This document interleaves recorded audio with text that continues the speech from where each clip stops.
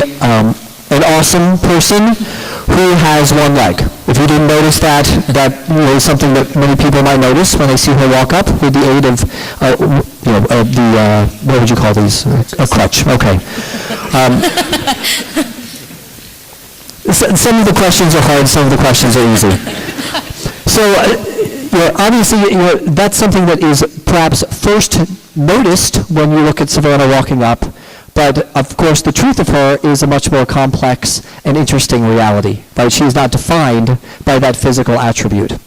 And so I'm going to maybe let Savannah start by just maybe articulating,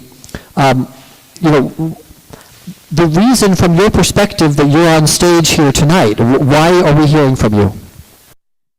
That is wow. All right, that was loud, so I wanted to apologize there first. That is an interesting question. I honestly don't know. I would say because my parents chose life, I get to be here, number one.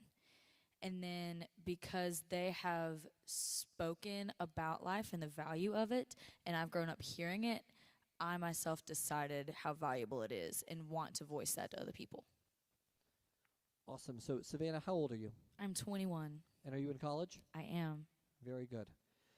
You mentioned that your parents chose life. Mm-hmm. That's awesome. And yes. I think we should just start by celebrating that with another round of applause, because we can't celebrate it enough.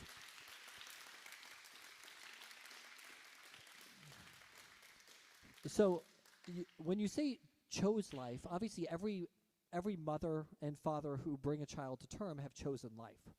But perhaps their choice of life for you was somewhat more challenging to make than it would be for other people. Mm-hmm. Were they aware that you were, without one leg when you were in the womb? Yes, they were. And was that a topic of conversation among them? Yes, it was. Okay, I'm gonna pivot over to them and let them maybe just share a little bit about how that hit you as a mom and a dad when you got that news. I don't know if you were looking at an ultrasound or just getting word from a doctor, but just spend a little time sharing the story of how you took that in and made sense of it. So Savannah is our first child, and we were both coaches. Scott was a coach and high school teacher right down the road at Riverside High School, and I was the basketball coach and an English teacher at J.O. Mann, just on the other side of town. And we went for our first ultrasound, which was at about 20 weeks of the baby's development. We thought we're just going to find out that whether we had a boy or girl. And during the ultrasound, the nurse we could tell that something was wrong, and she came to get the doctor, and he told us that she only had one leg, but they didn't know why at that point. And so I'm going to pass it on to you, I'll just say, and then. Well, they didn't know, they knew that her left leg wasn't developing properly, but didn't know why. Doctor told us to come back in a week, and they would run some tests.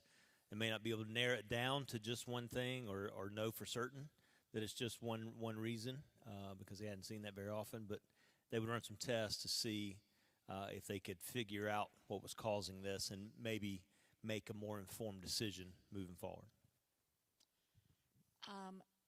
At that same ultrasound visit, the doctor immediately, he took us into a room and, asked us to sit. And he started to tell us all the possibilities, the things that might be wrong, all the things that, this could be, that it could be, that usually when we see, a child with one birth defect, there will be others, and that there were, he just sort of gave us all of the worst case scenarios and said, but you guys are young, and if it were me, you guys can just sort of start over. If it were me, if you're asking for my advice, which we were not, he said,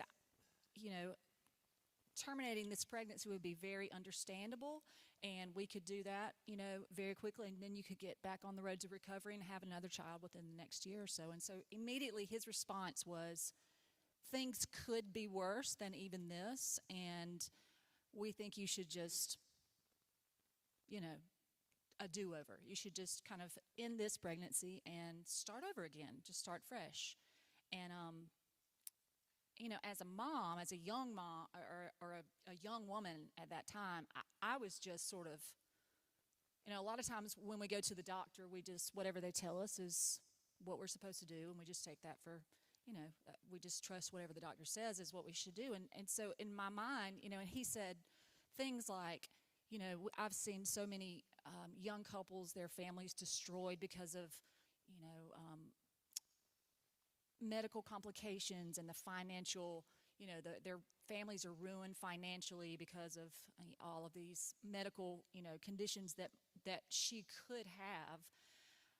And so, and that's the first time we were just still so in shock. And I'm starting to think about all of those things.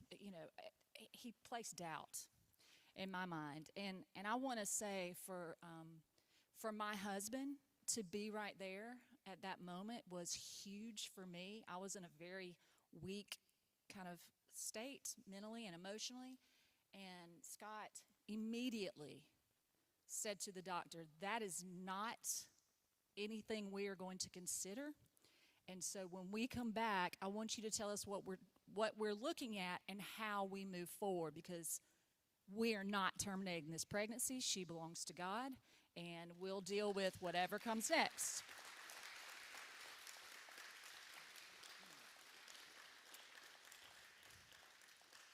And young men, guys who are here tonight, I want to tell you that the world needs young men to stand up and do the right thing and to say the right thing, and to stand beside people when they're struggling, when they're in a weak moment, when they need someone to be at their side. We need men to stand up and say, no, you can do this. You can do this. We're going to honor God. And I want to challenge you and encourage you that made all the difference for me, to have him respond that way. And so I'll let you ask another question. Absolutely. So I guess I'm interested in this character of the doctor. As you said, we just expect to be able to trust doctors. That's what they're there for. Did you see any sort of a change in his perspective after you articulated your feelings? Scott, did he kind of do an about face, or did he have any response to that? It went sort of like this. He suggested, because we had 3 miscarriages before Savannah was born, and the first miscarriage, we were able to find out. We had procedure done at the hospital after the miscarriage and found out that it was a chromosomal issue that caused the first miscarriage. So fast forward 2.5 years or so to this ultrasound, he said the likelihood of this being the same chromosomal issues you had before is pretty high. And he said, so if a child has this, they're almost always miscarried within the first trimester, which was our experience with the first child. But then he said if they go this far, then they're probably going to go full term. But they said she will not survive past 2 or 3 weeks. The issues are so severe that she won't survive more than 2 or 3 weeks. And so I said what Wendy said a second ago. He said, so we need to consider options. I looked at him and said, no, there is no option. And his response was, no, you don't understand. I was already mad at this guy because, sharing this a few minutes earlier, he had 1 chair sitting in front of his desk. His job was to have couples theoretically in for ultrasounds. He had 1 chair in front of his desk. And so we came in, she sat down at the chair. He had a high back chair over in the corner, and I went to get that chair and slide it over. He said, no, don't move my chairs. And so I had to stand beside her sitting down during this whole process. So I was already mad. But when he said, we need to consider options, I said, no, there is no option. And he said, you don't understand. I looked at him and said, no, you don't understand. So it was more of a, oh, bless your heart, you're just uneducated and you don't know, more than changing his mind because of the stance we took. A lot of times with this issue, there's the sense that the man in the equation is almost an obstacle to the woman making the right decision for her. That's the sense you were getting from the doctor? Yeah, very much so. Okay. And of course, the law kind of ratifies that understanding because you have no legal rights. You know, it seemed, after this interaction, it seems that you and Wendy were very much on the same page, but, as far as the law goes, there was nothing you could have done if that doctor had been more convincing. Right. Yeah. Not legally, at least. I mean, I would have done my best to try to convince her, but no, not legally. Of course. So, Savannah, you've heard this story, many times, I'm sure, that you've discussed as a family. I mean, do you have any thoughts about that interaction that was just described? Well, I don't know if anybody was paying attention to me when he was talking about that. Probably not.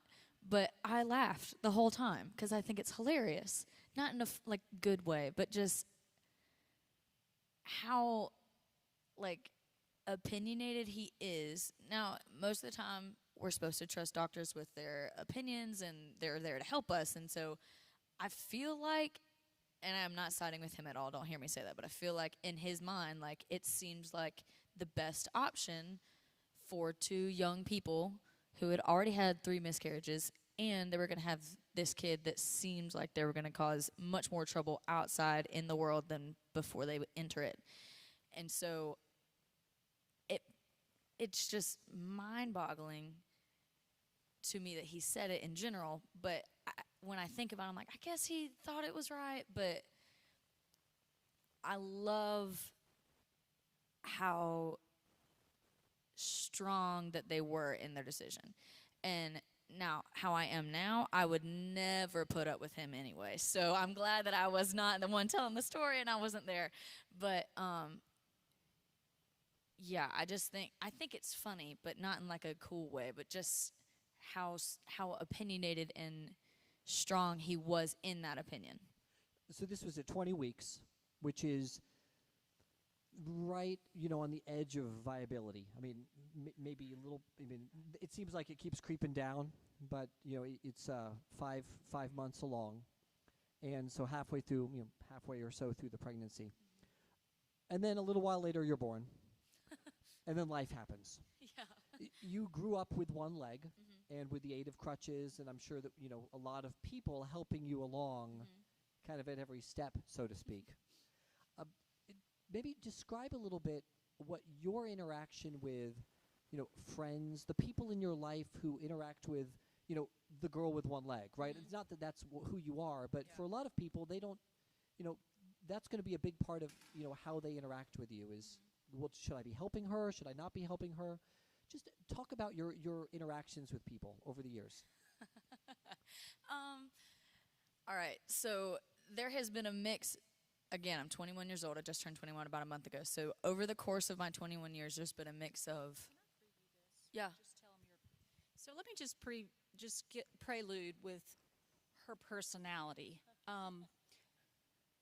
Very early, she had a malignant tumor, a cancer in the womb and in her hip and her pelvis, and that's what caused her leg not to grow. So we found that out about 10 days after she was born. She went through chemo for the first 3 months of her life.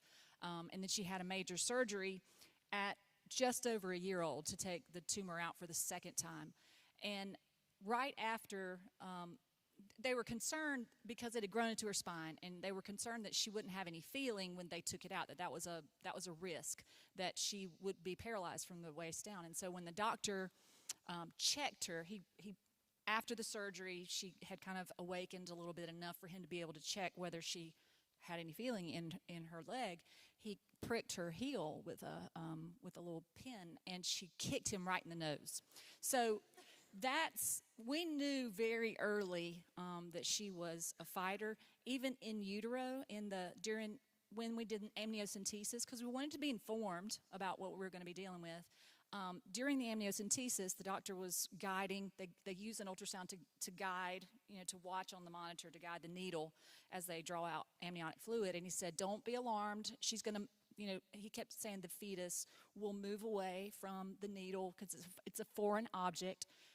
Basically admitting that that child knew there was something else in the womb with her and reacted to that at 21 weeks. And so he said, the baby will move away from the, so don't be alarmed. She's not going to be hurt. Well, we watch on the screen, and she did just that. She sort of moved away at first. And then as we're watching, all of a sudden we see her reach out and grab the needle and hold on to it. And we just start like, I don't even know the words to explain, cackling, just happy, joyous laughter, because so much, that's just who she is. That's just who she is. And the doctor was dumbfounded. He said, I've never seen that happen before. And so it was almost as if God was saying, you don't need to worry about her. She's mine, and you don't need to worry about her. Yeah. So, since then, I grew up they raised me, and I have a younger brother, he's 18. We were raised to be very independent and not rely on other people for a lot of things. And so, growing up, I also didn't want people to look at me like I was any different. And so, because I would walk into a room and I'd be like, oh my gosh, everybody's going to think that I can't do it. So I wouldn't want to ask for things because I didn't want people to assume that I couldn't do anything. And so I will walk into a room like I own it, which isn't always great, and then just be like, I'm just doing it until I get to a point where I have to stop, which is way further down the road. But like, I would, in elementary school, if I would eat lunch at school, there's a tray that I have to carry, and I hold my crutches as I walk, and I would sit there for about 30 seconds and think through which friend I would hand my crutch to so I could carry my tray. Not which friend I would carry my tray with, but which one I would be like, I'm doing this on my own. And so I would always just do my own thing. We had a conversation earlier. We were talking to Ashley, and like I haven't sat like this yet, but I'll sit with my leg up a lot of times just because it's more comfortable. And I'm like, yeah, I do all these things all the time. Like, my parents didn't even notice that I did it because this is just everyday stuff. And so I'll just walk into a room and I'll just move stuff with my crutches, or I'll walk all around Disney on my hands for a full 3 days and don't even think about me walking and doing all this stuff. So I grew up and I swam. I went to Dorman High School, which is in Spartanburg, and I swam since I was in 7th grade for their high school team. I did a bunch of other stuff. So I never let it be a reason I said no to something. If I said no to something, it was because I didn't want to do it. It wasn't because I couldn't. But I also don't think people should just let things take over their decisions and decide that they can't do stuff. Let me tell you a story, and then I want your perspective on it. Okay. So I'm a school principal. I've interacted with a lot of students over the years, and at one of the schools where I worked, there was a boy named Peter who had some physical disabilities, and I was very interested in the way that his friends helped him. And these were middle school boys at the time, so they were rather clueless. They were not considerate, as a general rule. But I saw that with Peter, they were always aware of him, they were always aware of his needs, and they were excited to help. And I actually called it the Peter effect, where in his class, it seemed like the boys were actually more gentle, more helpful, and more considerate, not just with him, but in general, because of his presence. They were aware of a need that they could meet, even as clueless middle school boys. I wonder whether you noticed any of these things, in your life, people being softer, more considerate than they otherwise would be, even though you're very capable of getting around, if you've seen any of the Peter effect, so to speak. I will answer it in my way, and if y'all have a different answer, then I like to hear it, because I would always think that if somebody offered help to me, that they felt like I was incapable. So a lot of times I would refuse it. So that was how I saw it a lot of times. But I have seen over the years, because I've been like this my whole life. And so a lot of the friends that I grew up with or that I ended up graduating high school with, I went to school with since elementary school. And so it was just Savannah, and it wasn't my one-legged friend, it was just who I was. And so they just wouldn't even think about the fact that I had one leg, or they would trip on my crutches and be like, that's the first time I've noticed that you had them in 2 weeks, you know? And so I grew up with these friends that just knew me as this, but they would, like some friends of mine, today I had lunch and a friend of mine grabbed my crutches from under my seat without me even thinking about the fact that I needed to grab them. And so there are times, but I feel like if y'all see that more, I feel like y'all would see that more often than I do. Do you? Okay, then yes is the answer to that question. And I'm interested in this because I think, the doctor in the conversation was kind of indicating, well, Savannah will be a burden to you, maybe financially, maybe just in terms of your ability to have a free life.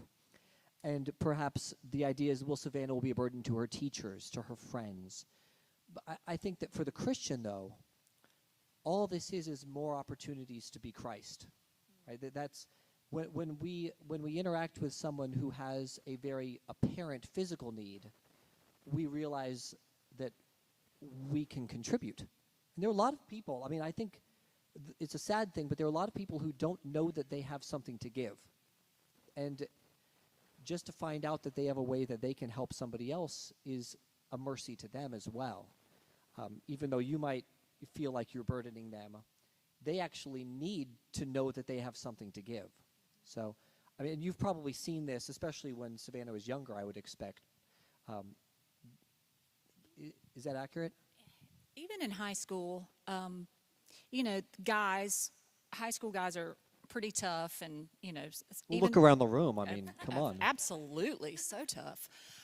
So there would be kids that, like a kid that joined the swim team, who was just a tough, cool guy, and he just became, not in a weird way, but almost just fascinated with her, and I don't mean like in a dating or romantic way, but just you could see him really just soften and think about someone besides himself, because he had always been the cool guy, the best looking guy, and to see him just sort of be other-centered, because she is too. She has, I think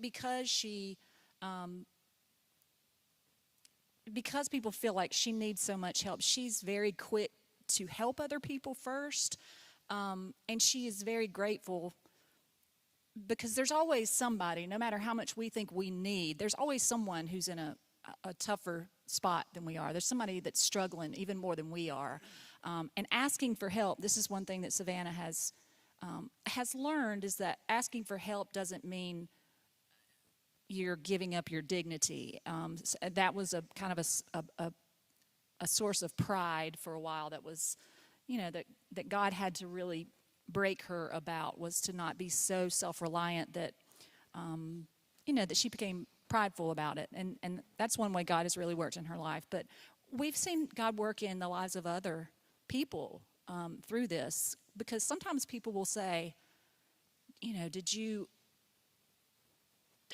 why would God allow this to happen to her? Or, is it hard for you to trust God, because of what's happened to you? And I think it's been an opportunity for all of us to be able to say, listen, everybody's got their, fill in the blank, their one leg, their, terrible family situation, their, whatever it is. Everybody's got something that they're struggling with. Hers just happens to be on the outside. And I think it makes people realize that there are some things on the inside that we're not trusting God with. And I think it's just a reminder. She's come to her own decision to follow the Lord in her later teens. And it was a really neat process to watch that. I think that's just dead on, right? That there are these, the outward is what we always notice first. But then that can be the key to noticing that there's something on the inside. And I just think that's a really profound point. So I guess one thing that I'd like to maybe probe a little bit more is, Savannah, you always, it seems, wanted to show that you could do it. Right? This was kind of like your mission. Like, I'm not going to let that doctor be right. But as pro-life people, we also want to acknowledge that your dignity and value is not dependent on the extent to which you were able to prove that you could do it, right? Even if, you've obviously made amazing strides and accomplished great things, but even if you had accomplished none of those things, it wouldn't really change who was right in that doctor's office. And I think that's, even as we celebrate those successes, I think that we recognize that you don't have to earn your dignity and your right to life by some sort of post facto demonstration of worthiness. I think something that we sometimes miss when it comes to pro-life, we think about protecting the unborn or the child I'm going to have, whatever, and we forget about the effect that child is going to have after they're born. They had a chance to testify in front of the Senate subcommittee a couple of years ago about the pain-capable bill, which I think you're going to talk about. But there was a lady speaking just before they did. She was a proponent of pro-choice, right? And she said, "I've had 2 or 3 abortions. I'm fine. My life's good. Blah blah blah." But there was a huge, loud, obvious absence there, because she's talking about how valuable it is to have the right to choose, but her child's not sitting beside her. And then Wendy got up and Savannah was sitting right beside her. And so I think that's a picture of, you're not just choosing for the moment. When I was standing in front of that doctor and I said, "No, you don't understand," I wasn't thinking past her birth. Maybe even those first 2 or 3 weeks that he said, that's as long as she's going to survive. I hadn't even thought about anything beyond.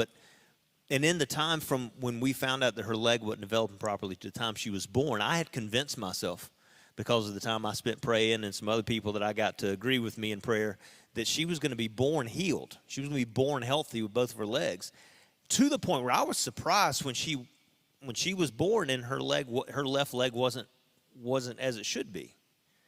And again, and I kind of made a deal with God. God, if you heal her, I'm going to scream it from the mountaintops that you healed her. When he mentioned I was teaching and coaching at Riverside, we were real involved in this community. She was at J.O. Mann. We lived in Spartanburg and went to church there. So we had several significant-sized communities that we were going to be celebrating this miracle with, right? But even in that moment, there could have been somebody said, "Oh, the doctor was wrong. The ultrasound was wrong. There's no miracle here. He just got it wrong to start with."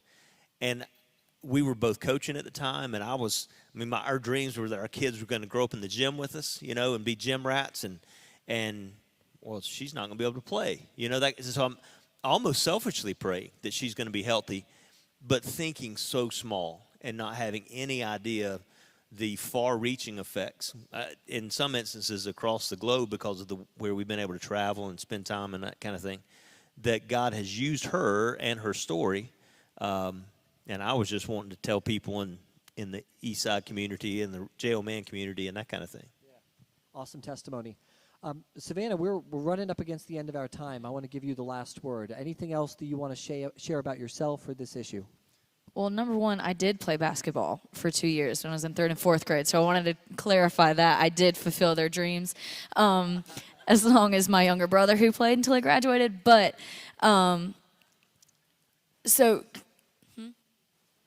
So kind of 2 points. Just like, if you were in a position to choose life for a child that's not here yet, do it. Not just because it's right, but because somebody chose your life. And if they didn't, you wouldn't be able to be here and affect people later on. But also, like, I hate the word disability. Like, it bothers me, because I don't consider this something that disables me. I do all the things all the time. But people that are born with differences, I suppose, they're just as valuable as you are, And so I think what pro-life people need to remember is, it's not just like, your pro-life decision and your stand shouldn't just be for people that aren't in the world yet. It needs to be for the people that are here. And so, like, God calls us to love others. And so it's not just love the people that aren't here yet because they can't speak for it. You're still supposed to love your mom and your dad and the person sitting next to you and behind you and your school and all that stuff. Not just the people that look different than you, but all of them. And so not just choose life before they get here, but afterwards. Thank you, Savannah. Thank you, Wendy. Thank you, Scott. Awesome testimony. Round of applause for our guests. Thank you. That was great.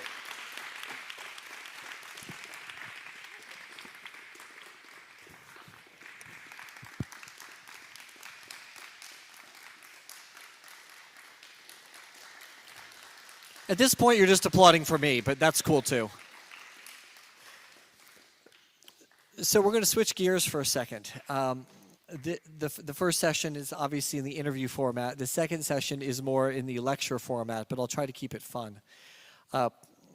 So the abortion issue is one that is, fundamentally a moral issue, right? Moral, in other words, having to do with right and wrong.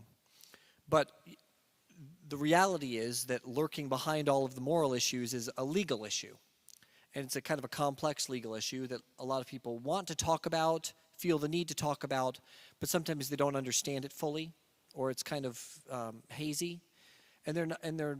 So we want you to be confident speaking about this issue and understanding both the history of it and also the present of it. So I'm going to take some time now and just give you some background. Some of this may be familiar to you. Some of it will probably be new, but I'm hoping by the end you feel like you've got the lay of the land. So, raise your hand if you've heard of Roe v. Wade. Hands down. Raise your hand if you've heard of Planned Parenthood versus Casey. That's a Supreme Court case. All right, very good. Fewer hands there. Raise your hand if you've heard of the Dobbs case that's coming out of Mississippi. All right, we've got a couple hands there. Raise your hand if you've heard of the Texas Heartbeat Act. Okay, good. So these are all relevant aspects of the pro-life issue. Let's travel back in time to 1972. 1972 was the year before Roe v. Wade. What was going on in the United States with abortion in 1972? Well, all kinds of stuff. Because before 1973, before Roe v. Wade, there was still abortion in America. Roe v. Wade did not legalize abortion per se. Roe v. Wade actually canceled every pro-life law that existed prior to that point. So in 1972, there were states that had very liberal, permissive abortion laws where you could get abortion for a lot of reasons and a lot of times. There were some states that had very restrictive laws that really prioritized the life of that unborn child. And then there were some states that were kind of in the middle, right? In certain circumstances, you could have an abortion. In other circumstances, you couldn't have an abortion. It was all over the map. And as pro-life people, we don't endorse that approach. We think it would be better to have one approach where life was respected always and everywhere. But certainly, it's better to have at least an element of a democratic process involved rather than the Supreme Court simply saying that, sorry, Democratic people, we've taken this out of your hands. So in 1972, every state had its own laws as far as abortion is concerned. In the state of Texas, there was a woman named Norma Mccorvey. Raise your hand if you've heard of her. Norma Mccorvey is better known as Jane Roe. She is the Roe of Roe v. Wade. So she became pregnant. She already had a couple kids. She became pregnant, and she wanted to have an abortion. She wasn't allowed to have an abortion because the circumstances of her pregnancy in Texas at the time would not allow her to. I believe that abortion was allowed in the first trimester, but not beyond that, and she was beyond that, and so it wasn't an option for her. So she found some lawyers who would argue on her behalf, and they presented this case. And at the time, they decided amongst themselves that the case would be more successful if she stated that she had been raped, that this child was conceived in rape. Now, this was not true, but she said it was true because it's just the case that everyone feels worse about the situation where the mother is pregnant by rape than the situation where the mother is pregnant just by her own choices, right? So there's an emotional element. This is important to think about because we're talking about the law. The law is a fundamentally non-emotional thing. But people are people. And so they presented this as a case of hardship. This poor woman raped, couldn't help it, now she is burdened with a child. That case went all the way up to the Supreme Court. She was Roe. Wade was, I believe, the Attorney General of the state of Texas at the time. Usually it's the Attorney General, the one enforcing the law against you, who ends up as the defendant. And it went all the way up to the Supreme Court. In the year 1973, there were no ultrasounds, there were no sonograms. There was no way to really look inside the womb and see that child developing.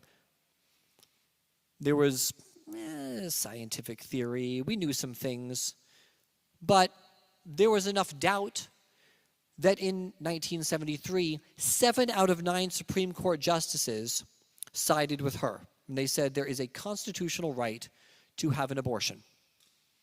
That was the case Roe v. Wade, and in 1973, it obliterated every law in every state on the books at that time that sought to restrict abortion. A huge change. And not a democratic change, right? This was not something that the majority of Americans wanted, but it was something that 7 out of 9 Supreme Court justices decreed in a very kind of dictatorial way. Fast forward, the year is 1972. There was another case, this one coming out of Pennsylvania, and there was a law in the state of Pennsylvania which was trying to do some things to put boundaries around abortion. They couldn't outlaw it. Roe wouldn't let them. The case wouldn't let them. But they wanted to put up some boundaries. One of the boundaries they tried to put up was to say that, look, it takes 2 people to make a baby, and so if the woman is contemplating having an abortion, the father of the child at least needs to be informed. He doesn't have to consent even. He just has to be informed. Well, that was considered to place a burden on her, right? A burden in terms of her ability to exercise her right to an abortion. So that case went up to the Supreme Court. The case is Planned Parenthood versus Casey. So now it's actually the Planned Parenthood organization, which is the major provider of abortions in America, who was bringing that lawsuit against the state. Planned Parenthood versus Casey was once again decided in favor of the right to abortion, this time by a 5-4 decision. So it's getting tighter. There was a big question as to whether this one would go the other way, but unfortunately it didn't. Planned Parenthood versus Casey basically ratified Roe v. Wade. It was the first time the Supreme Court had directly looked at that case, and they had a chance to overrule it, and they said, nope, we're going to put a stamp on it and say we like Roe. But they did change things up a little bit in terms of how they were going to look at abortion legislation going forward. For the first time, the Supreme Court introduced this concept of viability as part of the way that they would evaluate a law. When I say viability, does that mean anything to you? Raise your hand if you know what viability means. Patrick, what's viability? Okay, so yes, the baby, the fetus in medical terms, in the womb is developing, right? At a certain point, it has developed enough so that it can actually, with ordinary medical care, live, right? It needs to be in receiving intensive medical treatment, but it can survive. And even going back into the 80s, there were babies that were surviving at 22 weeks or so. I mean, I don't want to misstate it, but I will say that my own brother-in-law was born extraordinarily prematurely in the mid-80s and survived. I would say right around, I think he was around 24 weeks. And so viability was being achieved earlier and earlier in pregnancies even then. So Planned Parenthood versus Casey said, nope, abortion is still allowed, but we will allow states to restrict it once the baby is viable, once it seems that this baby could live outside the mother with ordinary medical care. Okay, Let's fast forward again. The year is 2021. It's our year. A lot has happened between 1992 and 2021.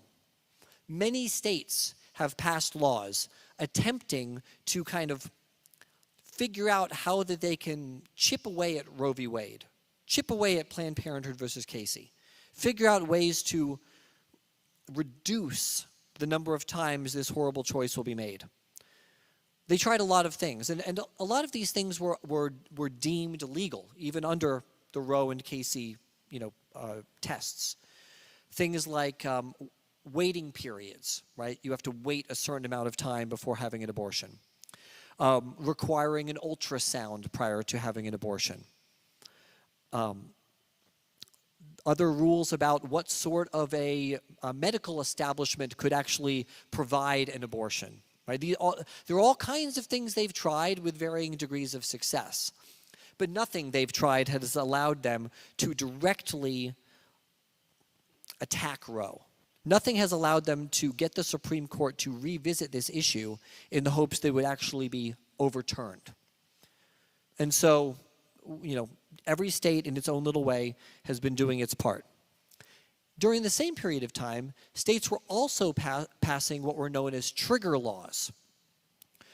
A trigger law is a law the state passes that is not constitutional, according to Roe v. Wade, but would be constitutional if Roe v. Wade were ever overturned.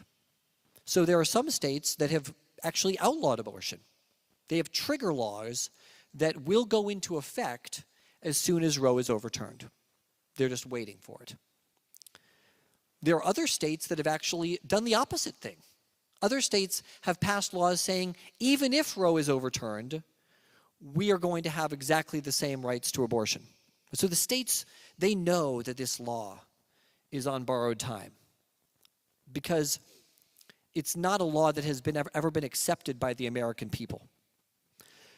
Not too long before Roe v. Wade, there was another very contentious Supreme Court decision, Brown versus the Topeka Board of Education. Do you know what issue that one dealt with? Brown versus Board, what did it deal with, Patrick? Segregation. Right, Brown versus Topeka Board of Education said that segregation was unconstitutional. Now, at the time that came out, segregation was everywhere. And people were not okay. I'm not endorsing this. I'm just saying that the American people were not okay with the idea of integrated education. It was very uncomfortable in a lot of parts of the country. But guess what? The Supreme Court, in its wisdom at the time, ruled segregation unconstitutional. What happened after that? As soon as the Supreme Court kind of provided guidance and shined a light on this issue of racism, right, of segregation, the American people pretty quickly started to embrace that path, right? They actually rallied around it. Brown versus Topeka Board of Education is not controversial at all, even though it was incredibly controversial when it came out. Why am I talking about this? Because usually when the Supreme Court makes a good decision, even if it's controversial at the time, give it 5-10 years, everyone acts like it's no big deal. Well, of course they did that. It was only sensible. There is only one Supreme Court case that, since it was decided, has only gotten more divisive and less accepted than on the day that it was passed, and that's Roe v. Wade. I shouldn't say passed, that's for laws. Decided, that's for Supreme Court cases. So the Supreme Court, although they were trying to be on the right side of history, they were trying to see what direction things would naturally go, they blew it. And they blew it because it's an indefensible decision. It's indefensible morally, and it's also indefensible constitutionally. Let's talk about the constitutional side of it for a second. The Constitution, this might shock you, does not include a right to abortion. I know it's hard to believe. The founders were very liberal, but there is no right to abortion in the Constitution. What there is there is a Fifth Amendment and there is a 14th Amendment that protects our right not to be deprived of life, liberty, or property without due process of law. So basically, we have certain rights that the government can't just, impinge upon. They can't just take away without going through an appropriate process. So one of these rights, for instance, is the right to one's own life, right? Another one might be the right to not be put in jail without a trial. Well, in Roe v. Wade, the Supreme Court discovered that the 14th Amendment actually protects the right to privacy. And because abortion is a very private matter, it was decided that the state laws can't interfere with one's private right to make reproductive choices. Of course, there was no consideration of the right to life of the unborn child, which presumably should also be protected by the 14th Amendment. But such is life. That's probably a bad phrasing. Let me really quickly touch on where we are right now. There are two exciting things happening.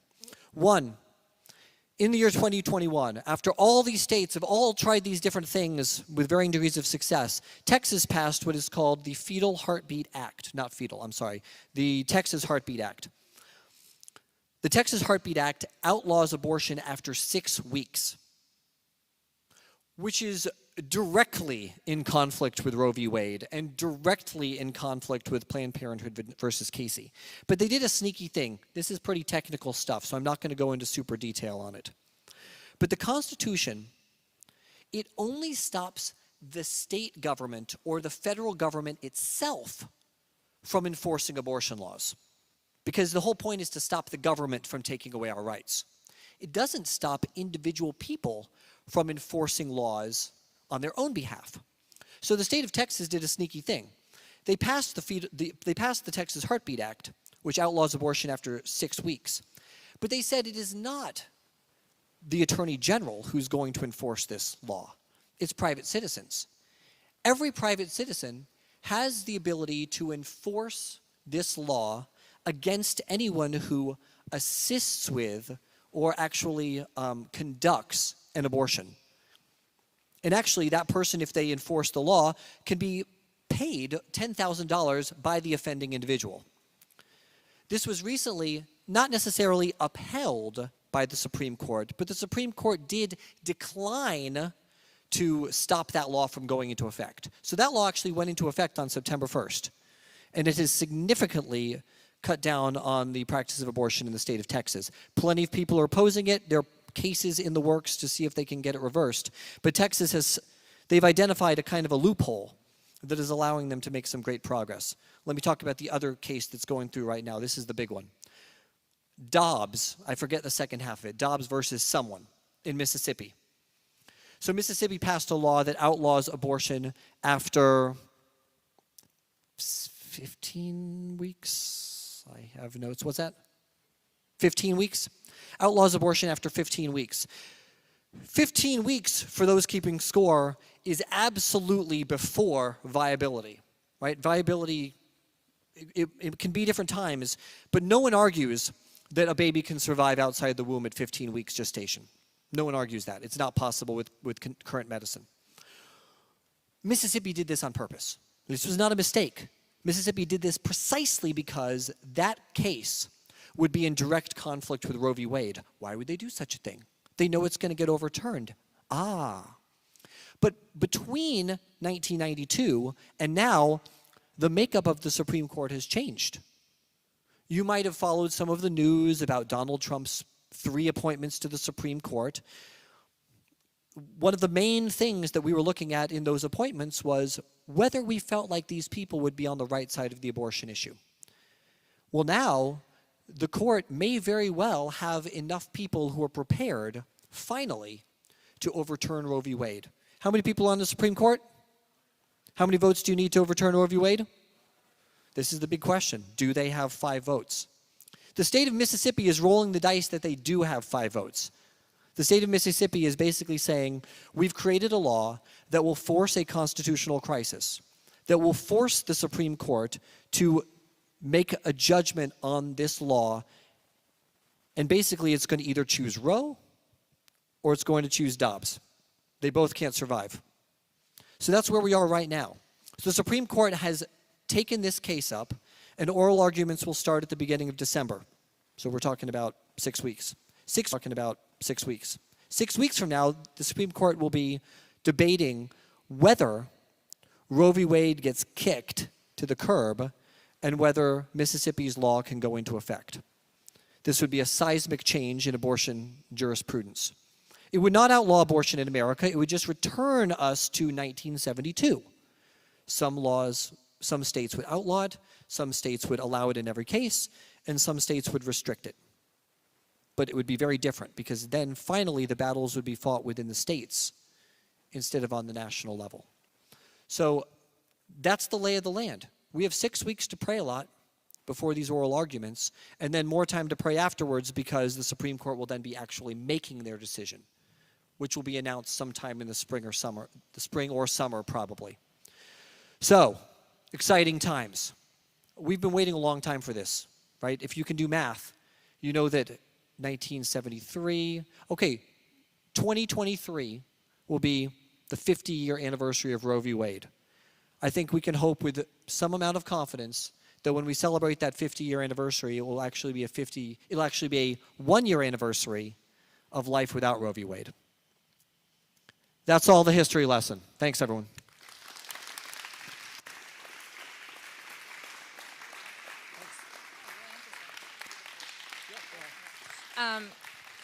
Yes, hello. Hey.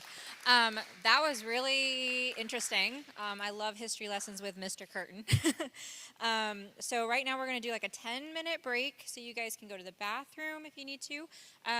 From the first, 2 segments, if you guys have any questions that you would like to ask, Wendy, Scott, Savannah, Mr. Curtin, you are welcome to. There's in the back, I don't know, Kevin or Rebecca, can you guys put your hands up? Yeah, in the back. They'll kind of let you or show you where to ask questions. And then we'll be showing a commercial. It's a testimony of a young couple who they were going to abort their child. They started the process, but then they took something called the abortion pill reversal pill, which is really important to know about. So you guys feel free, you can get more chips or whatever. I think we're going to put candy out for you guys, but we have a 10-minute break, and then we'll get back to it, okay?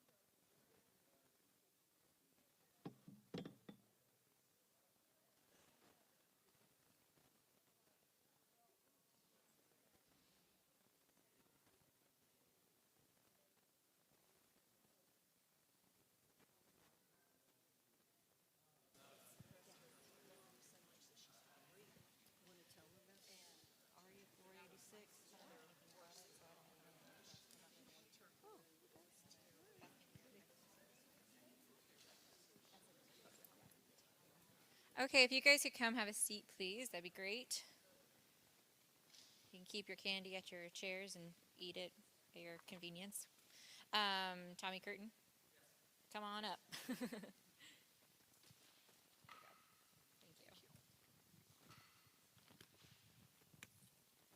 All right, I would like to invite our next guest, Miss Ashley Lawson, to come on up. Give her a round of applause. And I'll give you this microphone, and I'll use the plugged-in one. This is a very comfortable chair. Y'all should be jealous. Just saying. So, Ashley, you were here when we spoke with the Dukes. Yeah. You heard that story, and one of the reasons that people choose abortion is sometimes because they find out about a complication, right? An expectation that a child will not survive, or might be physically limited, or mentally limited. Mm-hmm. But there are other reasons. Mm-hmm. And one of the reasons that gets a lot of attention in the press is when abortion is suggested as a solution to a child conceived in rape. Yes, And this hits close to home for you very much so. because you are such a child. I am. Can you tell me a little bit about your story? I just would like you to take your time and share a little bit about that background. Sure. So, well, I guess the best place to start is at the beginning. So, spring of 1980, my birth mother reported that she had been raped and had become pregnant. Fast forward to November of that year, I was born. And my birth mother intentionally waited past a specific time limit in the state of Tennessee to tell her mother that she was pregnant. So she wore very baggy clothes. She was at work a lot. She wasn't at home a lot because she knew that if she had come home and told her mother that she was pregnant, her mother would have said, well, we're going to take care of that. So even What does that mean? Have an abortion. And so even though she had reported later that she had been raped, she reported that she was attacked at knife point after work one day and that she had become pregnant. She still waited. She still had enough wherewithal within her, if you will, to revere life enough to give me life. And I only wish that I had had the opportunity to meet her before she passed away to thank her for that. But having said that, she did put me up for adoption. And my adoptive mom and dad, who from this point forward, if you hear me say mom and dad, that's who I'm talking about, could not have children of their own. My mom tried desperately and always ended up miscarrying right about the third trimester. And they decided they would go the route of adoption. And so around Christmas time, 1980, DeWanda was her name. She was the social worker. She called my mom and said, how would you like to have a baby for Christmas? And of course, my mom was in tears, my father in tears. And then shortly after, they said, how would you like to have this baby forever? And so henceforth, my mother then called me her Christmas angel, and I came to live with them. So there are kind of phrases that are used, unplanned pregnancy. Mm-hmm. Another one that we don't hear as much nowadays, but was very much used before, is unwanted pregnancy, or unwanted baby even. How does that one strike you?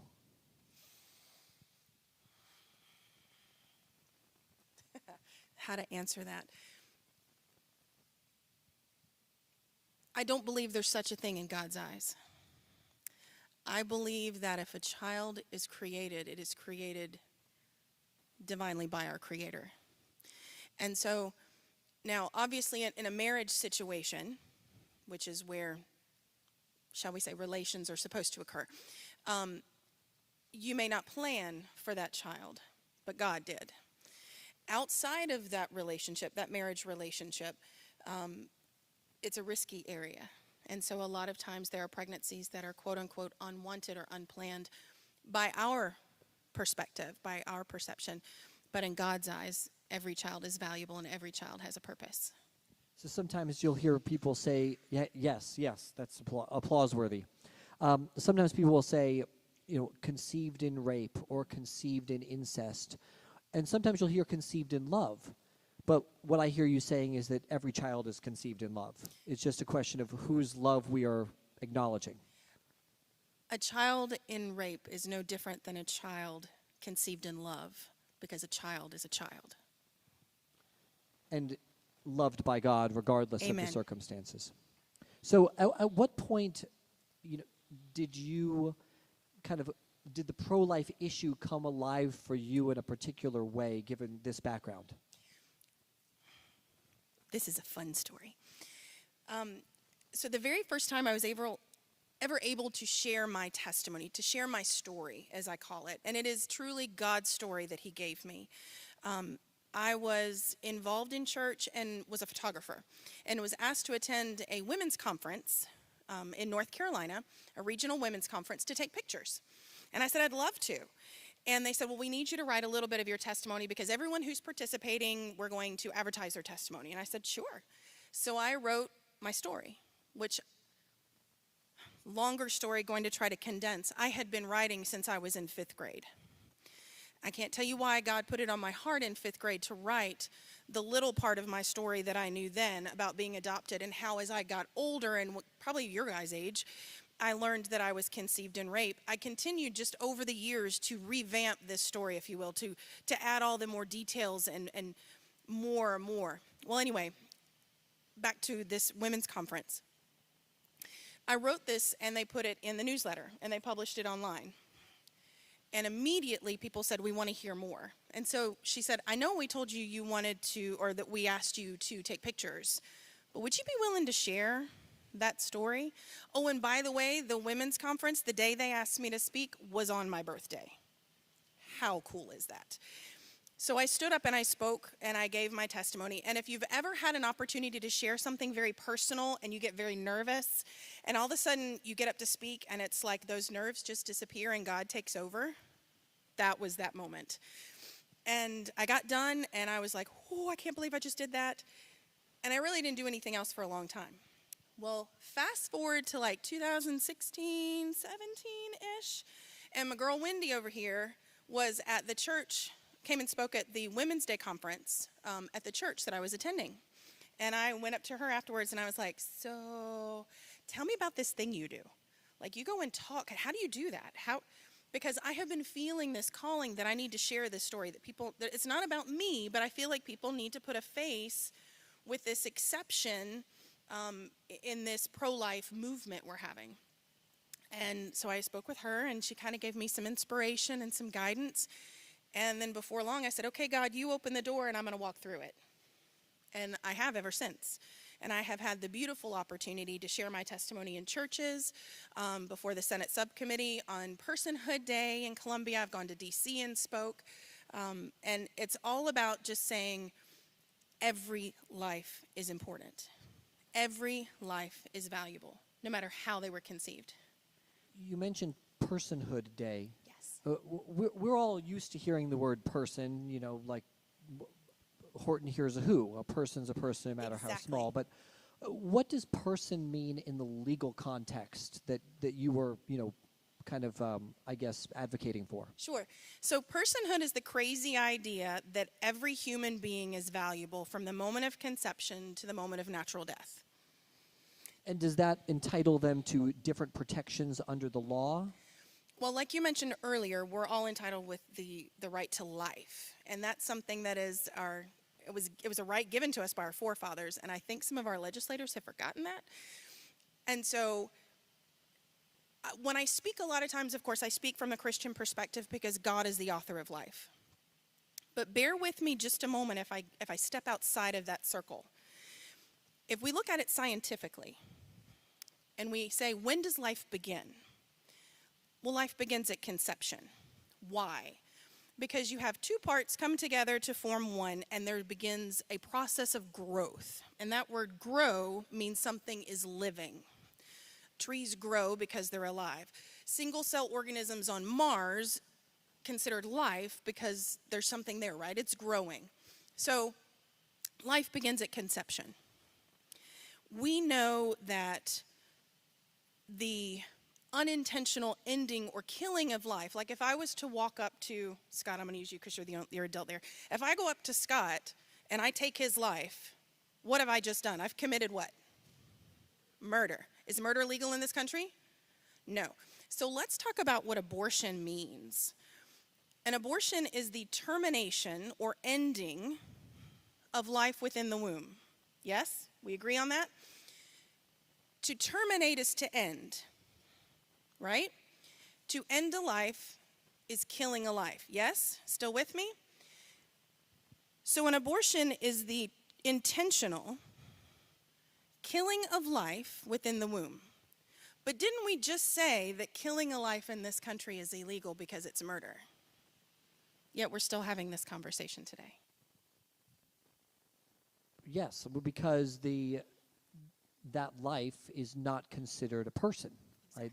They are not entitled to protection under the law, and that's really what it comes down to with some of these personhood amendments or the language they put into laws. It's very, very technical, but they use these words like person because once you say something's a person, it has constitutional protections. Exactly. Even if it's a life, like your dog or cat is a life, not a person, right? So it doesn't have constitutional protections. We were talking before we got started tonight about legislation in different states, kind of, again, trying to chip away at abortion, put boundaries, guardrails around it. And South Carolina has made their own attempts at this. Yes. I think, in fact, it was called a heartbeat bill. The heartbeat bill. Offer some thoughts on what South Carolina has done with their own version of the heartbeat bill. Sure. So before the heartbeat bill, there was what we called the Personhood bill, which addressed the very topic we just discussed. And that never made it through. The heartbeat bill, has everyone heard of the heartbeat bill here in South Carolina? It was extremely popular. So if I can take just a couple of minutes and shut me up if I need to. I want to tell you why I believe that that is not pro-life legislation. Everyone got really quiet. To be pro-life means that you believe all life is worth saving, yes? Okay. When the heartbeat bill was first introduced, it had no exceptions, meaning there was nothing in the bill that said no abortions except in cases of rape, incest, fetal abnormalities, et cetera, et cetera. There wasn't any of that. It was just no abortions after, I believe, a heartbeat is detected. I spoke before the Senate subcommittee pleading with those individuals, literally, and you can go see it, pleaded with them to save lives like mine. Because I had spoken to some of the senators there, I knew that they wanted to put exceptions into this bill. It passed, I believe it passed through, I'm going to get it confused, I can't remember. It passed either through the House or the Senate first. My brain is not with me. With no exceptions, and then they added them back in. So as it stands now, the South Carolina heartbeat bill, which was signed, Governor McMaster signed it. He and I had some very heated discussion about it afterwards. It was signed into law, and it says that once a heartbeat is detected, you can't have an abortion except in the cases of rape, incest, or fetal abnormalities.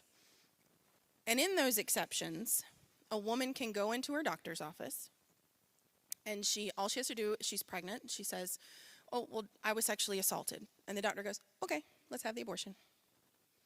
They don't have to file a report, no investigation, no nothing. And so leaves these huge loopholes for dishonest individuals to come in and take advantage of those loopholes and be able to have an abortion whenever they want, or for dishonest physicians, immoral physicians, who want to basically say, well, we've detected a heartbeat, but didn't something happen that caused you to become pregnant? And so this bill that was touted all over our state as this great pro-life accomplishment, in my opinion, was really more of a PR thing. It was for our legislators and our senators who wanted to say they made pro-life strides to kind of give themselves a pat on the back. Now, I say that understanding this, a lot of those legislators are dear friends of mine, and I work with them regularly in the pro-life movement, so you can imagine how Many of these people would have voted for a more complete law. Oh, 100%. 100%. But to they had vote against, the wishy-washy people. They had to get them on board. right. And see, to vote against it, all of a sudden they're horrible people because, well, but think about the babies that would have been saved. Well, in a perfect society, in a moral society, maybe, but And I could be wrong about this, but I feel like I read that, the South Carolina law also would be directly in conflict with Roe v. Wade. Correct. Because that baby is not viable. So again, you're running right up. I should say Casey, running right up against Casey. But because the Supreme Court is already scheduled to hear Dobbs, the South Carolina heartbeat law is just kind of sitting there waiting for the outcome of that case. right. At this point, it's I call it's been put on hiatus. Yeah. So it'll basically either become law fully when Dobbs becomes law, or it will be invalidated if Dobbs is declared unconstitutional. And the heartbeat bill is still out there. Or excuse me, I misspoke. The personhood bill is still out there, which means there is still a chance, if we can get it to be heard, that we still have a chance in South Carolina to pass a bill that will effectively outlaw abortion. And again, it'll still be put on hiatus pending Roe v. Wade being overturned. What do you see as I guess, seeing that there's the potential that Roe v. Wade could actually be overturned, let's say that happens. What becomes of the pro-life movement at that point? What are the biggest challenges for us in phase 2 of this issue? So the pro-life movement in and of itself has quite a few challenges, even existing as it is today. Has anybody here been to the March for Life? Yay. So I was there a couple of years ago, and I was sharing this earlier. And I had the privilege of being able to speak with an organization called Save the One, which is an organization made up of those individuals that were conceived in rape, incest, and other hard cases. We represent the hard cases that are typically the exceptions in pro-life legislation. And they have what they call an expo. Did anybody get a chance to attend the expo the day before? Awesome. Okay, so tell me if I'm wrong, okay? Those that were able to attend. So we walked through, and I preface this saying that I attend a Baptist church. My husband is a Baptist preacher. And so when I walked through, I saw so many different organizations from my Catholic brothers and sisters, and I was so immensely overwhelmed at how many there were. But I didn't see a single evangelical Christian group like your Baptist, some of the Presbyterians. I didn't see anybody else. It's predominantly Catholic run, which I think is amazing because somebody's got to do it. And, why not have a huge group out there and represented? But one thing I noticed during the march, okay, you kind of have 3 different groups of people. You have those that hold up the large signs, right, that usually have like the aborted fetuses and things like that, kind of gruesome, bear with me.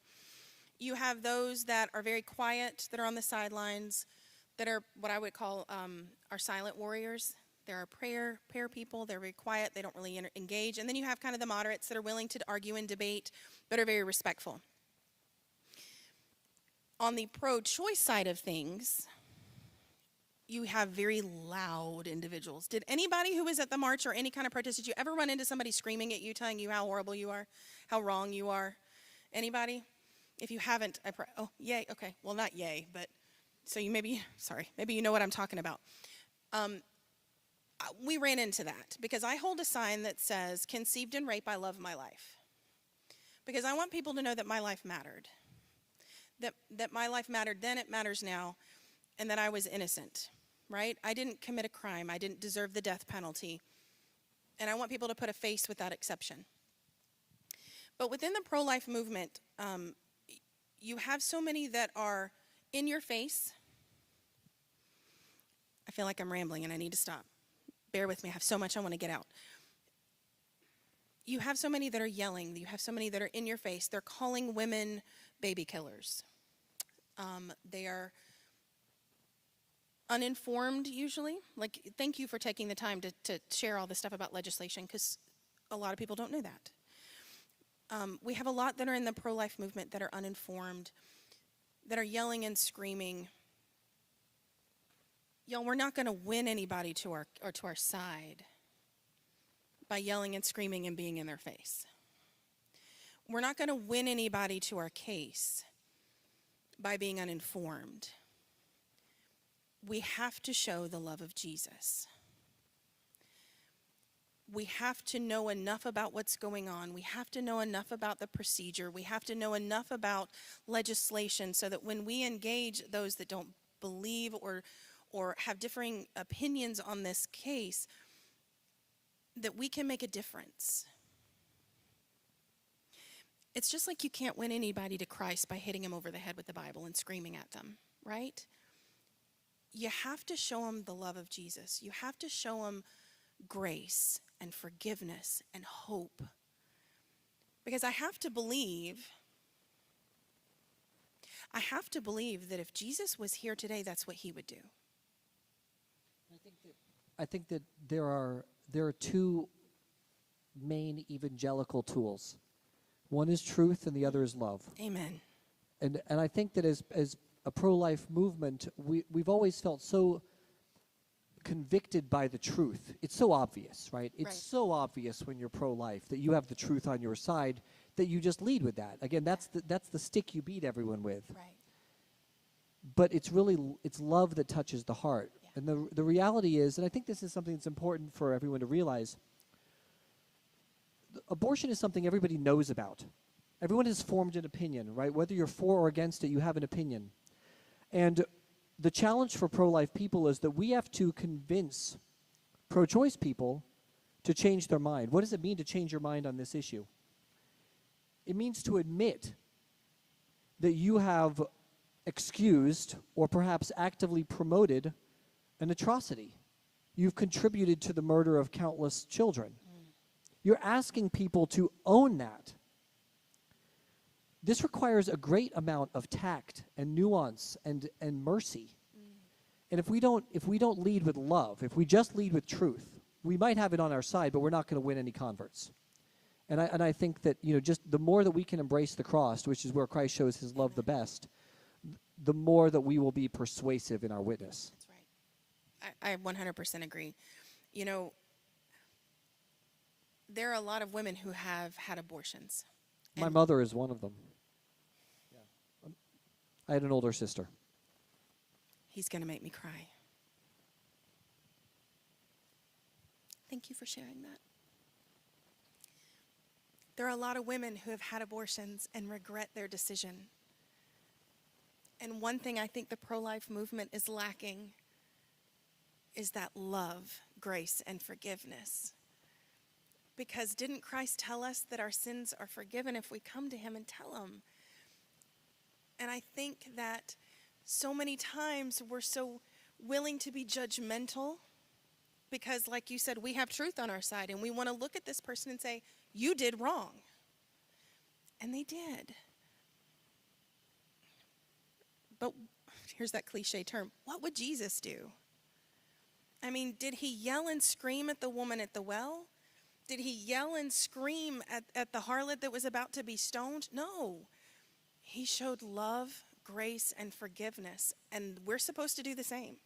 We have to give those women hope to know that, okay, you messed up. But Jesus is still there, and there's still hope.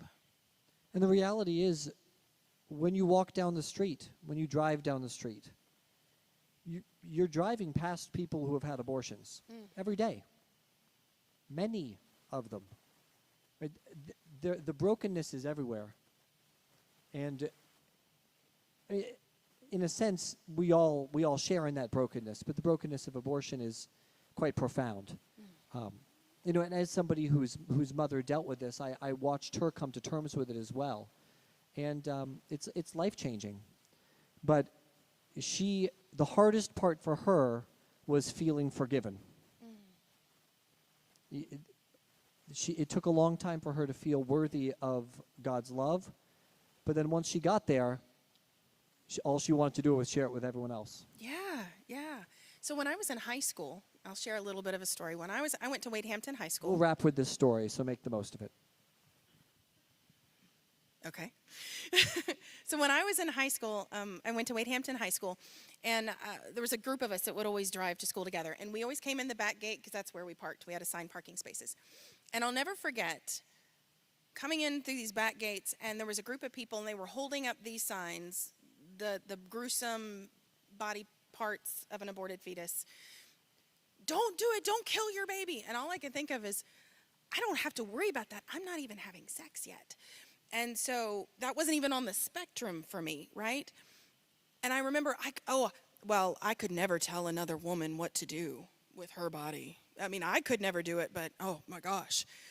And it wasn't shortly after that my mom and I were driving down Haywood Road together.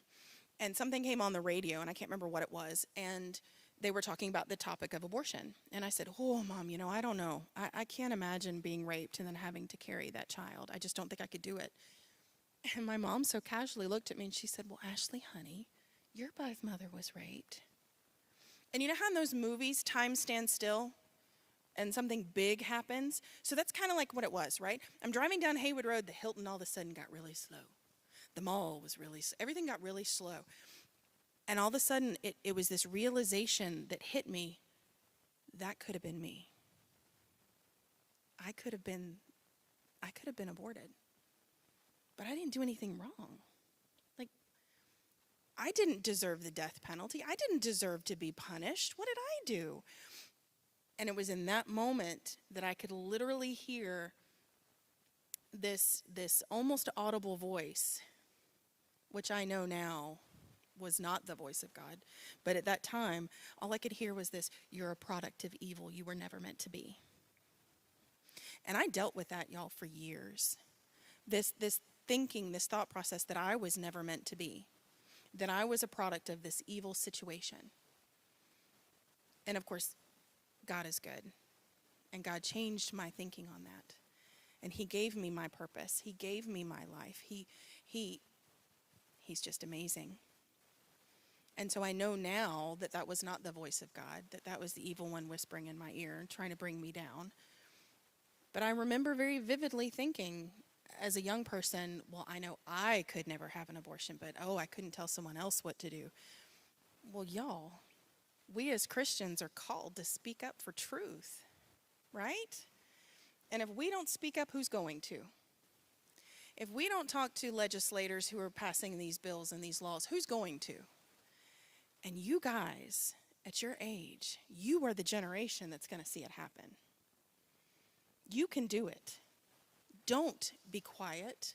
Don't let someone quiet you. Stand up. And guys, when you are faced with that decision to speak up for someone who doesn't have a voice, to speak up for the voiceless, the unborn, the preborn, especially with situations with exceptions, y'all remember my face. Remember that I am the exception that so many in the political world are okay with aborting. Amen. Thank you, Ashley. That was great.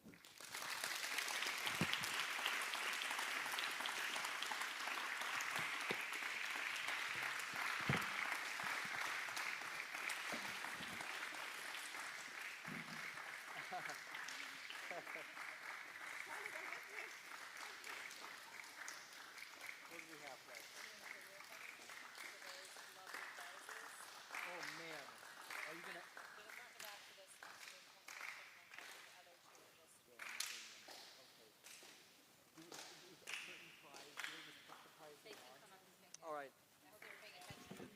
right. It's quiz time, but with prizes.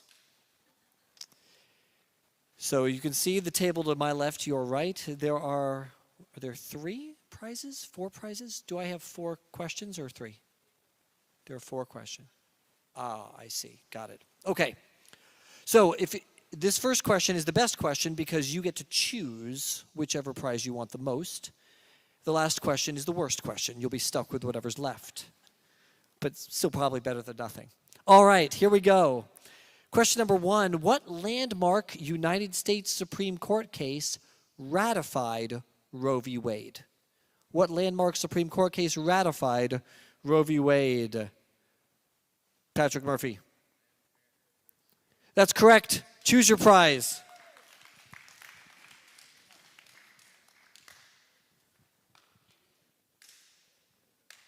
While Patrick chooses his prize, we'll continue to question number 2. What was the name of the child saved by the abortion pill reversal in the testimony video during the break? Name of the child saved by the abortion pill reversal. That's from the video. Yes, sir. Joseph is not correct. Abby. Oliver is correct. Choose your prize.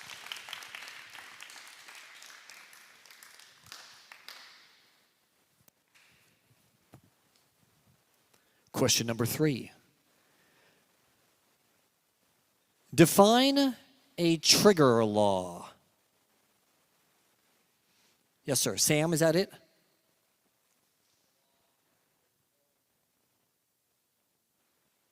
That's correct. So if a law that becomes law once another law is overturned, very good. Choose your prize.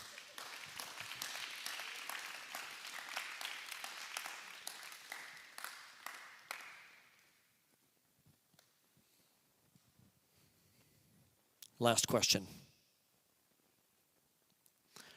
What, or name one of the exceptions included in the South Carolina Fetal Heartbeat and Protection from Abortion Act?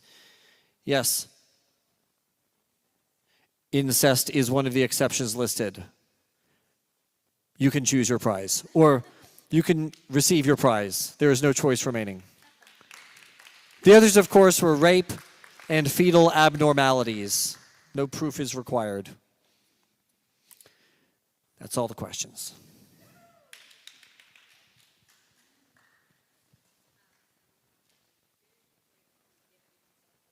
Good. All right. So you have a very short break, stretch break, bathroom break, throwaway trash break. We'll get the panel set up, and then we'll be back in 90 seconds. Write down questions. So take long enough to write down a question, write down 2 questions. Legibility is appreciated. Three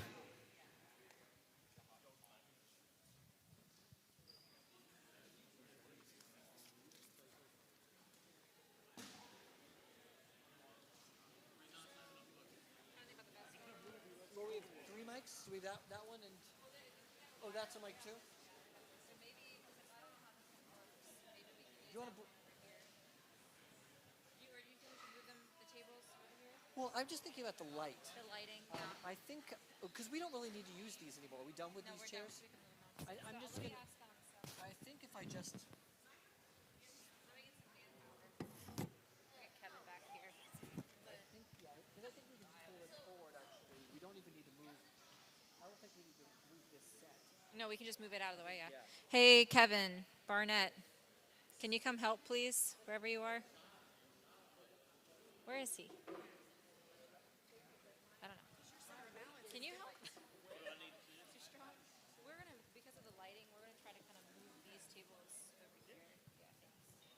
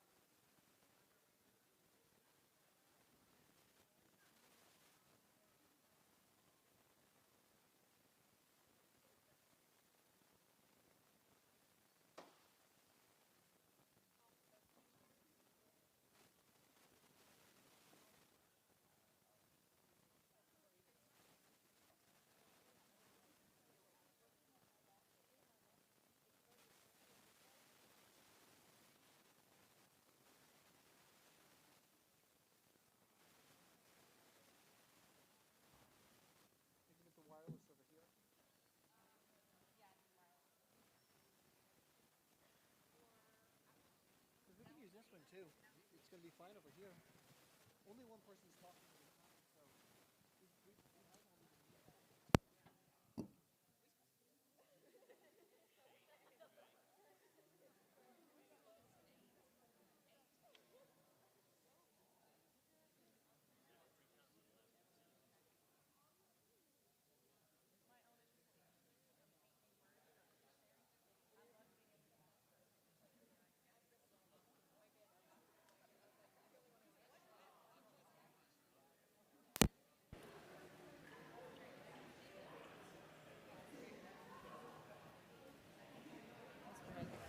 actually want to do use the wireless so that you can, I mean, you'll be up here too, but because you're also asking questions.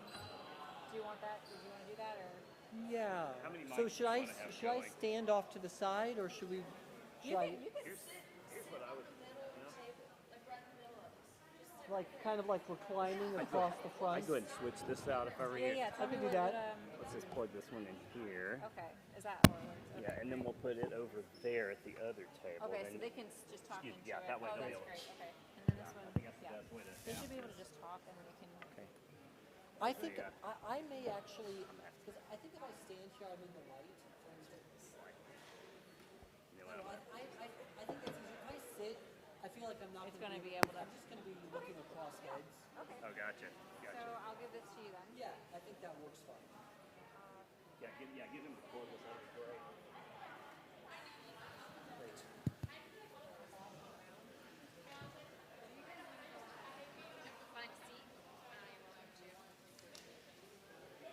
He's just gonna direct the questions to you. We did read them. So I can get a little more quiet so nobody falls over his cable.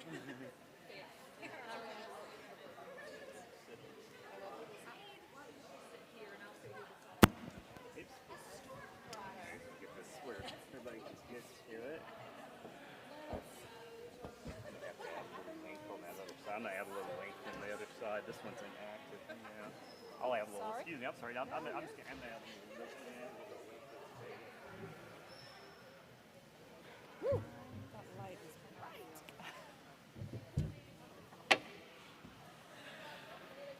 Please submit any remaining questions, submit your questions, and then return to your seats.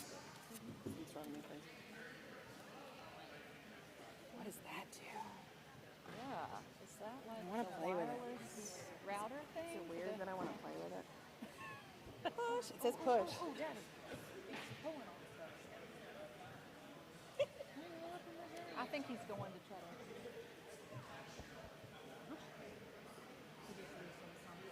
He was talking to him earlier. I feel like I need to do this. I can see Cable, people. so this thing's not so precarious.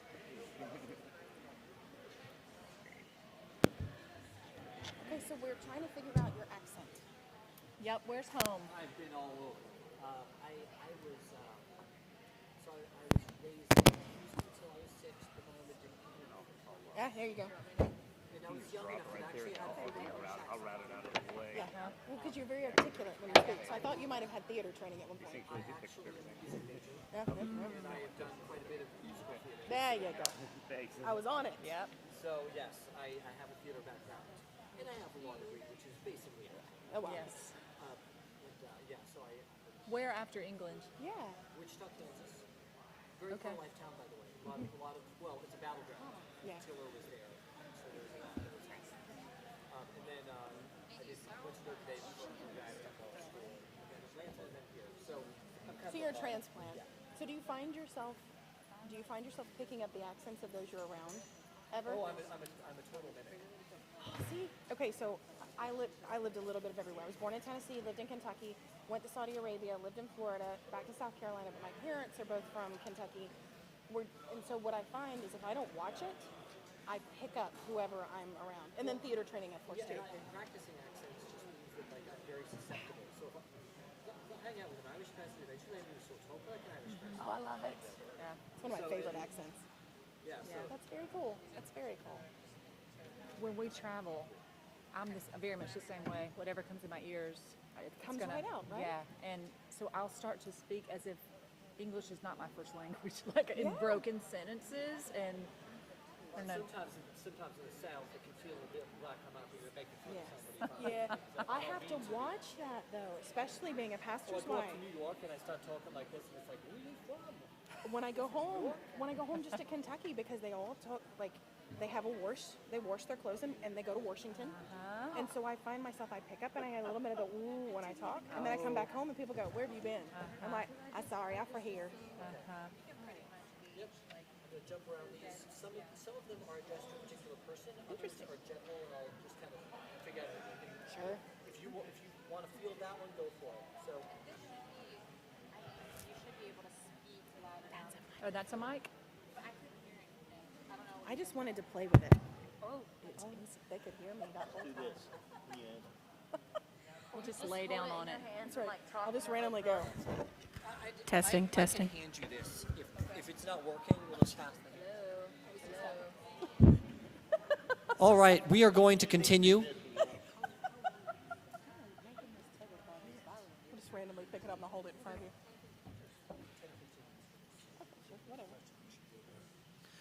All right. So thank you for these questions. I know some of them are addressed to a particular person. Other questions, it may be that one or even two people might want to field that. We'll just spread it around a little bit. This one's for Savannah.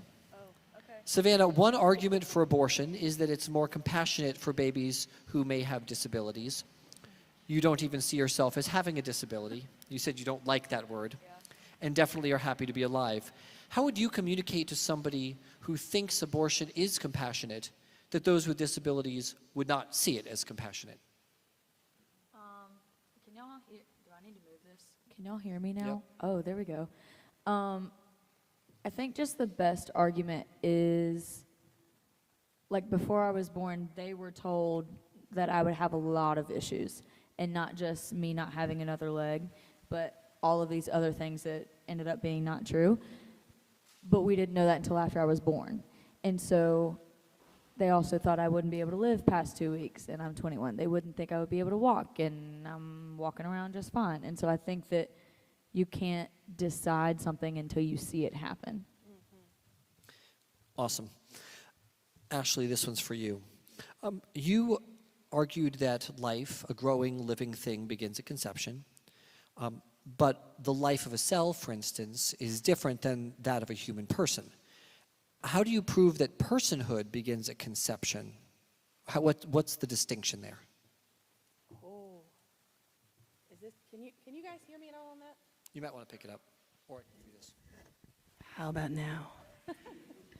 I've wanted to play with this since I saw it. Oh, sorry, back to the question. Okay.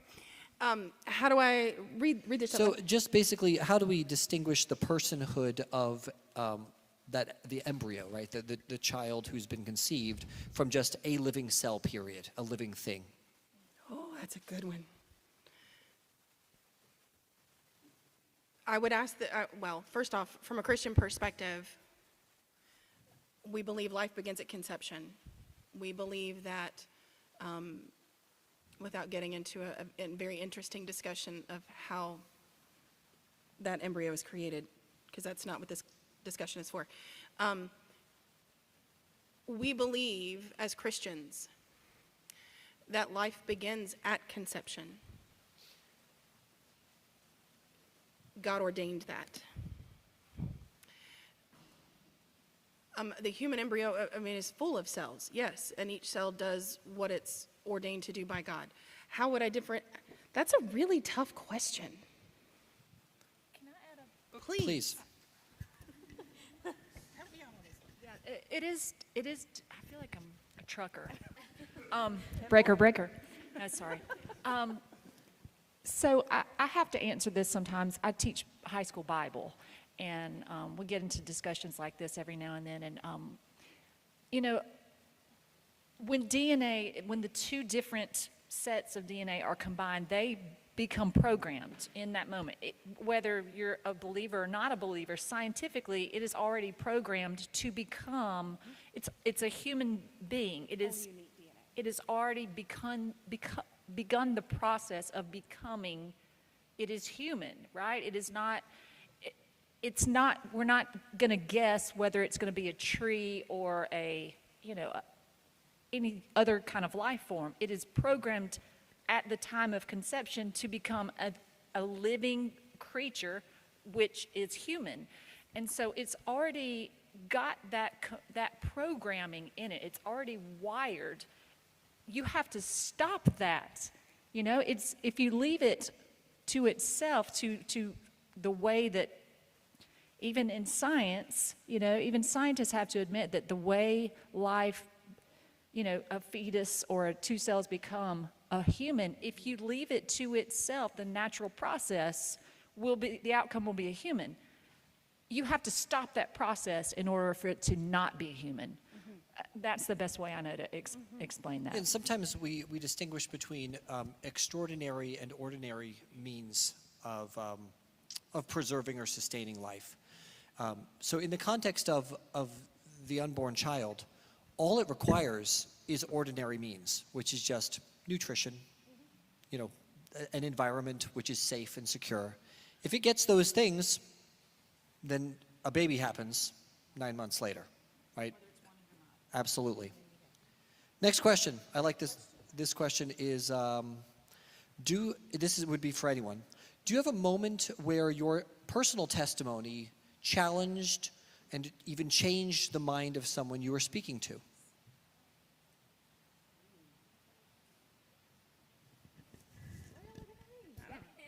Yes. And in fact, just recently. So last year, I was at the State House. And can y'all, I feel like I can't see you. Last year I was at the State House and I shared my testimony. And there was a very specific legislator who was there who shall remain nameless at the moment because I have issues with him. And we invited him to specifically come and hear my testimony as well as another woman's testimony because we wanted him to change his opinion on how he voted. He came down, he stood next to my husband, ironically, and his pages came on, tried to get him to come back up to vote because they were voting on multiple things, and he refused. He came, long story short, he came up to me afterwards, myself and this other female who I was speaking with tears in his eyes, and said, "I never thought about it that way. You've given me a lot to think about." And of course I was crying at that point because all of a sudden there's a realization of what you've shared actually made a difference in that moment. And I continue to pray for this man because he continues to struggle and he's not voting the right way and I have issues with him, but I'm working on him. But yes, never think that your voice is too small to make a difference because even if you don't see it, if they listen to you, it's there. We were talking about the importance of love in terms of presenting the pro-life case. This question kind of, I think, is angling toward that. What resources can we tell couples or a single mom are available if they are in need of help? In other words, what do we offer them apart from just the truth of the fact that that baby is a person? There may be someone in the room who has a good answer to that one as well. I know we have some people very involved in the movement. There are organizations all over the state. There is a place here in Greenville called Little Steps that is specifically geared toward women who are single or are involved in a relationship, get pregnant, and don't know what to do. They offer parenting classes. They offer childcare during those parenting classes. The more parenting classes that you attend and the more you stay in school, let's say it's a high schooler and you stay in school or you're in college and you continue to do well, you can come in and they will provide you with diapers and clothes and supplies you need for your child. The Piedmont, I'm sorry? St. Clair's Home, right across the street from Greer High School. There you go, St. Clair's Home. There Carolina Pregnancy Center, Piedmont Women's Center offer supplies, things. Local churches, almost every church I've had in connection with offers something or is willing to help out. Claire's Home was mentioned. The founder of that is actually a woman in this parish as well as community. So yeah, Claire Pizzuti, formerly Claire Capel, got that started. So it's for brand new moms. All right, how would someone, this is for the table, how would someone deal with pressure from parents or friends to have an abortion? So many young couples or young girls in school are main targets for abortion because of this pressure. You're the youngest, I look at you. Say it again. So what would we tell someone who is experiencing pressure from a boyfriend or a husband or parents?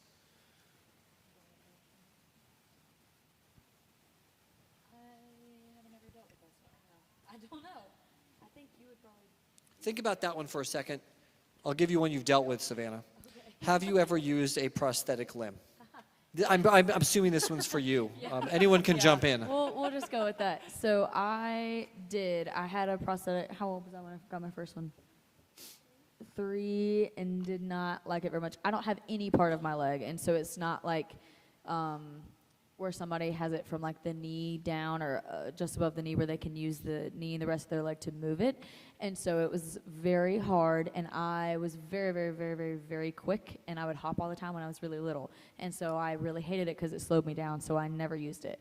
And then the summer after I graduated high school, I got injured that school year during my swim season, and so because I went to physical therapy, that lady got in contact with somebody else about a prosthetic leg. And so I now have one. I don't use it as often as I should have, and I know that, and I know without looking they're shaking their heads, but I do have one. I just don't like to use it all the time because it slows me down. This is a great question.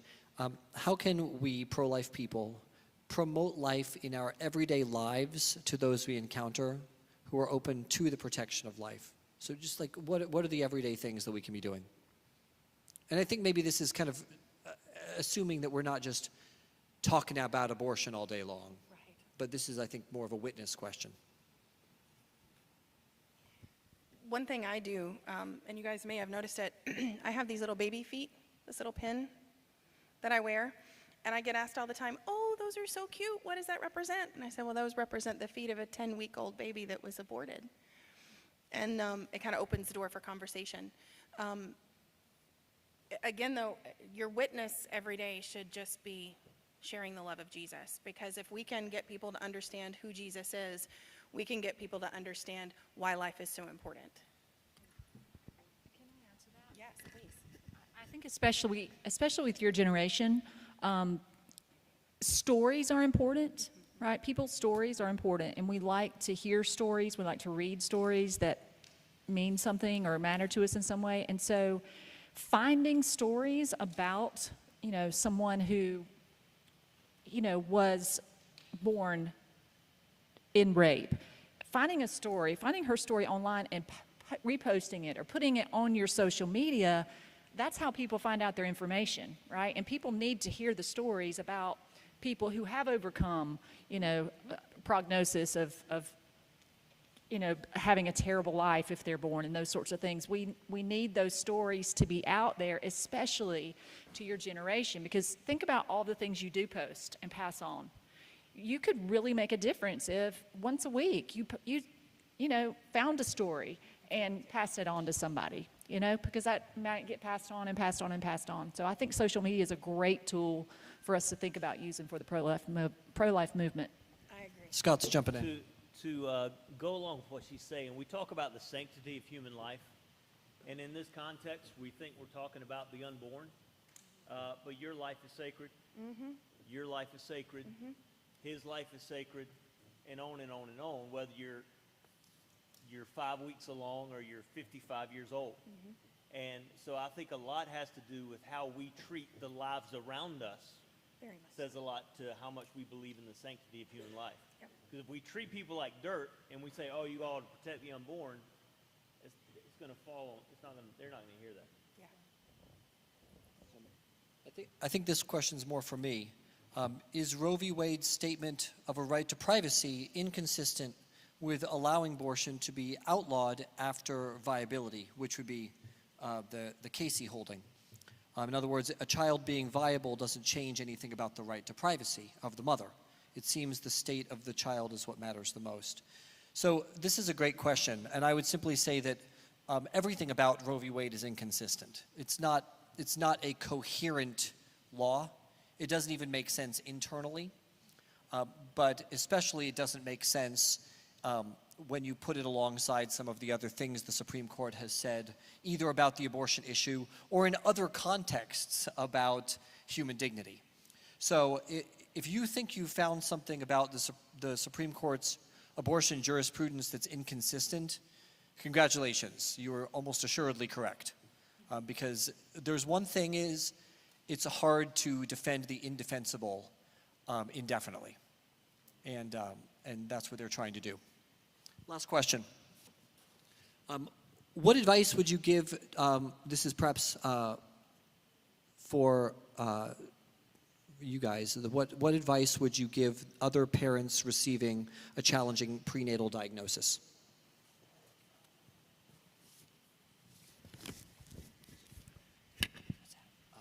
Number one, I don't know what we would have done without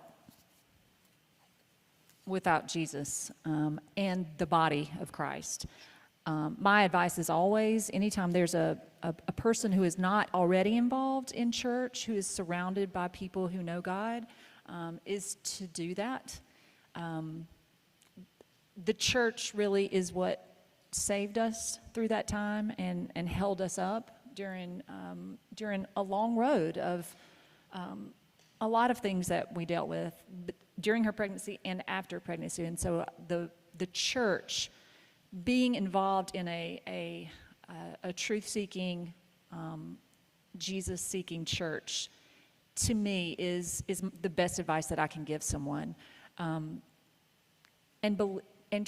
Surrendering their life to Christ. I don't know another way to handle a prognosis like that besides trusting God and putting yourself in the presence of other people who can help you with that. Thank you so much, panel, and thank you for great questions. They were all good. Did you want to take a moment? Yeah, absolutely. Okay, Jump so in. that one we were going to come back to, how would someone deal with pressure from parents or friends to have an abortion? So many young couples or young girls in schools are main targets for abortion because of this. I would say, number one, being informed. You're right. Whoever wrote this question, you're right. Your age is the target. Your age and younger, to be honest, is the target by the abortion industry. They want you to believe that it's okay to do whatever you want and it's okay to do whatever feels good, because don't worry about it. The consequences of those actions can easily be taken care of through an abortion. And they want you to believe that abortion is a simple procedure that has no side effects and will not ever hurt you and you're okay. That's not true. There are so many dangers with an abortion. And I won't get into the health lesson. If whoever wrote that, if you want to know more, you can come talk to me in a minute, because I don't want to say anything that might be too much for the ears in the audience. So I would say, number one, being informed. If it's a friend of yours, if it's a family member of yours, do a little bit of research. Share that with them. Pray with them. Let them know that there is support, even if they're feeling pressured by parents and other guardians, that there are organizations that will come alongside them, that will support them, that will help them, and that they can do this. Thank you. All right, some show of thanks for our panelists and interviewees. Great job, everyone. I think you're free. Are we doing a picture? Okay, you got a picture.